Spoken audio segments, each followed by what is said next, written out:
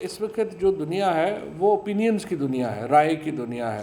دنیا میں موریلٹیز اور طرح کی تھیں۔ لوگ جاتے تھے جہاں پہ پتہ چلتا تھا پیسے ہیں، وسائل ہیں، وہاں پہ جا کے قبضہ کر لیتے۔ تو یہ دنیا اس طرح کی تھی۔ سیکنڈ ورلڈ وار ہوئی، اکیلی جنگ میں ہی تقریباً millions of people lost their life. تو لیکن پھر یہ جب سیکنڈ ورلڈ وار کے بعد جب انٹرنیشنل لا ڈیولپ ہونا شروع ہوا اور موریلٹی دنیا میں تبدیل ہو گئی۔ وارز جو ہیں وہ ویپنز کی وارز کم ہیں اور اوپینینز کی وارز زیادہ ہیں۔ افغانستان کے اندر آپ دیکھیے کہ اگر آپ روایتی جنگ کی بات کریں تو امریکہ تو 3 گھنٹوں میں کامیاب ہو گیا تھا۔ 3.5 گھنٹے لگے تھے، کابل میں حکومت ختم ہو گئی تھی۔ تمام جو وہاں پہ جو حکمران تھے اس وقت کے وہ کابل چھوڑ کے بھاگ گئے تھے، موٹر سائیکلز کے اوپر بھاگ گئے تھے، اور افغانستان کا مکمل کنٹرول جو تھا وہ امریکہ کے بمبار طیاروں کے ہاتھ میں تھا۔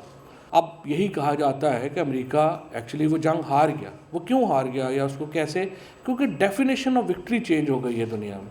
اب ڈیفینیشن یہ ہو گئی کہ آپ نے ایک stable society, stable systems create کرنے، اور اس کی وجہ سے اگر آپ غور کریں تو 1950 کی دہائی کے بعد کوئی ایک بھی ملک ایسا نہیں ہے جس کے اوپر انیکسیشن ہو گئی ہو، یعنی دوسرے ملک نے جا کے اس کو اپنا حصہ ہی ڈکلیئر کر دیا ہو۔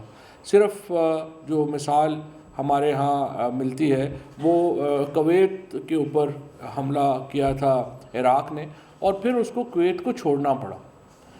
اب جو دنیا کی بڑی لڑائیاں ہیں وہ آپ کی اوپینینز کی لڑائیاں ہیں، اور اوپینینز میں وہ پارٹی جیتتی ہے جو اپنے دماغ کا بہترین استعمال کر سکے، کیونکہ جو ہر معاملہ ہوتا ہے اس میں اوپینینز ہوتی ہیں، ایک اوپینین ہوگی، دوسری اوپینین ہوگی، تو کس طرح سے آپ اپنی کہانی کتنی اچھی پیش کر سکتے ہیں وہ کہانی جیتتی ہے۔